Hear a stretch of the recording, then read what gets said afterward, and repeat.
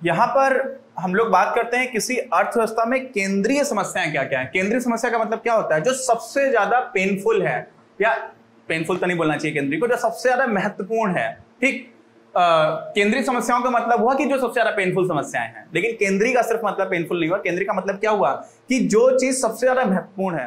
तो अभी हम समस्याओं की बात करेंगे, लेकिन उसके जस्ट पहले, ये समस्याएं नहीं है, ठीक है, ये समस्याओं की भी हम बात करेंगे। उसके पहले हम क्या बात कर लेते हैं कि मूलभूत आर्थिक गतिविधियां क्या क्या होती हैं, कौन कौन सी ऐसी इकोनॉमिक एक्टिविटीज हैं जो सबसे ज्यादा बेसिक हैं, मूलभूत हैं, फंडामेंटल हैं। कौन कौन सी हैं? पहली आ जाती है आपकी उत्पादन, दूसरी आ जाती है विनिमय, तीसरी हो जाती है उपभोग। ठीक, कैसी भी इकोनॉमी हो, कोई भी आर्थिक तंत्र हो, उसमें क्या होता है, सबसे पहले हम लोग किसी चीज का उत्पादन करते हैं। उत्पादन किस चीज का करना चाहिए? पिछले वीडियो से याद करिए कि लोगों को पसंद क्या क्या है और क्या उस तरह का उत्पादन करने का, जैसे मान लीजिए मुझे पसंद हो कि मुझे सैटर्न पर जाना है, शनि ग्रह पर जाना है, मेरी बहुत इच्छा है। अब वो बनाने के संसाधन ही नहीं है अभी, उसको बनाने के जो संसाधन है, एक तरह का दिमाग चाहिए, जो टेक्नोलॉजी चाहिए, वो है ही नहीं। तो क्या हम वो प्रोड्यूस कर सकते हैं? भले ही आपकी कितनी भी इच्छा हो। तो पसंद नापसंद बहुत महत्वपूर्ण है, लेकिन साथ साथ वो वास्तविकता से कितना दूर तो नहीं है, ऐसा तो नहीं है कि उसको अचीव ही ना किया जा सके। तो आप ऐसे रिसोर्सेस लगा दो, देश में, पूरे दुनिया में लोगों को खाने को नहीं मिल रहा है, और सारे लोग क्या कर रहे हैं, सारे लोग दुनिया के सैटर्न यानी कि शनि ग्रह पर जाने की कोशिश कर रहे हैं।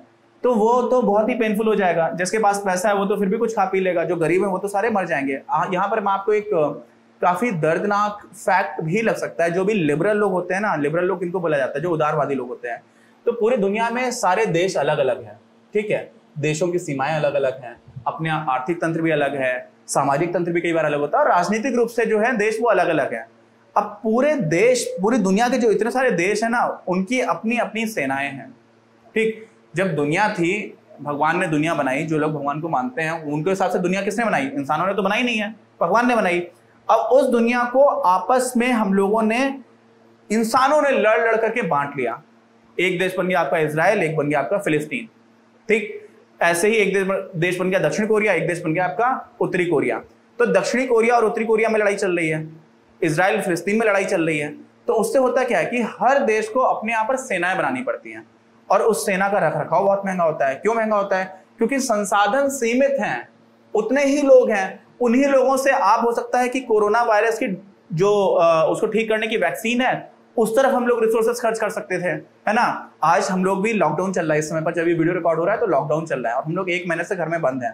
ठीक, हो क्या रहा है कि हम लोग क्या, मनुष्य, जो पूरी मानव जाति है, हमारे यहाँ पर जो हमारी फिलॉसफी है उसमें हम लोग वसुधैव कुटुंबकम की बात करते हैं, मतलब पूरा विश्व ही हमारा परिवार है। तो क्या हम लोग एक परिवार की तरह आजकल चल रहे हैं? उसमें क्या हो रहा है, पूरे दुनिया की जो भी सेनाएं हैं, अगर पूरी दुनिया की सेनाओं का 7 दिन का जितना खर्चा होता है, कितने दिन का? 7 दिन का, 7 डेज का, 1 वीक का, 1 सप्ताह का, उतने खर्चे से हम पूरी दुनिया के सारे लोगों को प्राइमरी एजुकेशन फ्री में दे सकते हैं।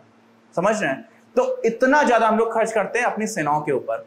और ये प्रश्न ऐसा नहीं है कि सेनाओं पर खर्च नहीं होना चाहिए, वो एक अलग, क्योंकि जो रियलिटी है वहां पर भी एक आइडियल, आदर्शवादी रियलिटी नहीं है। हमारे पड़ोसी पाकिस्तान जैसे देश है तो हमें करना पड़ता है, लेकिन ये प्रश्न उससे गायब नहीं हो जाता कि मनुष्य जाति, अगर आप सारे लोगों को देखो तो है तो सारे मनुष्य ही, उन्होंने ही आपस में सेना बना रखी है। तो क्या संसाधनों का बहुत अच्छा यूटिलाइजेशन हो रहा है? तो यहां से जो बात निकल करके आती है वो ये आती है कि हमें क्या चाहिए है, वो बहुत ही महत्वपूर्ण होता है, पसंद और नापसंद। लेकिन किसी भी इकोनॉमी में वो बनाने के लिए सबसे पहले हमारी जो आर्थिक गतिविधि होती है उसको हम लोग बोलते हैं उत्पादन, उसको बनाना। अब चीजें बन गई, बन कैसे गई? अभी मैं मेहनत कर रहा हूं, मेरे इस मेहनत को श्रम बोला जाएगा। क्यों? क्योंकि इसकी एक इकोनॉमिक वैल्यू है। मैं आपका ये वीडियो यूट्यूब पर डालूंगा, यूट्यूब मुझे कुछ पैसे देगा अगर आप लोग इसको शेयर करेंगे, सब्सक्राइब करेंगे, है ना। और ऐसे ही मेरे इस श्रम की जो वैल्यू है उसके बदले में मैं क्या कर रहा हूं? एक्सचेंज कर रहा हूं। मैंने क्या एक्सचेंज किया? अपना श्रम एक्सचेंज किया, उसके बदले में मुझे पैसे मिले। तो विनिमय का मतलब क्या होता है? एक्सचेंज, लेन देन। तो लेन देन किसका हुआ? मेरे श्रम का लेन देन हो। तो मैंने अपना श्रम बेचा और बदले में मुझे क्या मिले? पैसे मिल गए। ठीक, अब उन पैसे से मैं क्या करूंगा? उपभोग करूंगा। तो जो मैंने पढ़ाया है मैं वो भी हो सकता है कभी देख लूं। लेकिन उसके बाद बहुत सारी ऐसी चीजें हैं, जैसे ये बोर्ड है, ये बोर्ड बनाना मुझे नहीं आता, ये मार्कर बनाना मुझे नहीं आता, ठीक है, इस मार्कर की इंक बनाना मुझे नहीं आता, और ये सारी मुझे चीजें लग रही हैं इसी चीज को बनाने में। तो ऐसे ही मैंने खाना खा करके मैं बोल रहा हूँ, भूखा तो मैं बोल नहीं सकता, है ना। अभी यहाँ पर पंखा चल रहा है, तो पंखा भी मुझे बनाना नहीं आता, मुझे कुछ नहीं आता, मुझे एक काम, मैं छोटा सा एक काम कर रहा हूं और उसके बदले जो मुझे पैसे मिल रहे हैं उनसे मैं ये सारी चीजें खरीद पा रहा हूं। ठीक है, तो उपभोग में क्या हो जाता है, बहुत सारी डाइवर्सिटी हो जाती है, बहुत सारी विभिन्नता आ जाती है, विविधता आ जाती है। और इसका मतलब क्या हुआ कि आप कुछ उत्पादन करेंगे, सारे लोग कुछ कुछ उत्पादन कर रहे होते हैं, और आमतौर पर आप जिस चीज का भी उत्पादन करेंगे सिर्फ वही चीज आप कंज्यूम नहीं करते हैं, सिर्फ उसी का उपभोग नहीं करेंगे। उपभोग करने के लिए आपको बहुत सारी अलग अलग चीजें चाहिए होती हैं और बीच में वहां पर इसलिए विनिमय आ जाता है। अब ये तो मैंने एक व्यक्ति के स्तर पर बता दिया कि मैं क्या उत्पादन कर रहा हूं, मैं क्या विनिमय कर रहा हूं, मैं क्या उपभोग कर रहा हूं, लेकिन अर्थव्यवस्था के स्तर पर भी यही चीज चलती है। सामाजिक रूप से पूरा समाज है तो पूरे समाज में कौन कौन से चीजों का कितना कितना उत्पादन होगा, पहली गतिविधि होगी।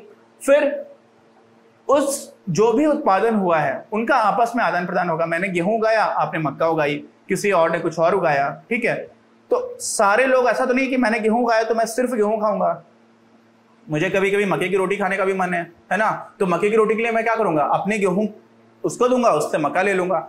अब सीधे सीधे हम लोग गेहूं और मक्का नहीं बदलते क्योंकि हमारे पास क्या है, मुद्रा है। क्या है मुद्रा? मुद्रे को हम लोग इंग्लिश में क्या बोलते हैं, करेंसी।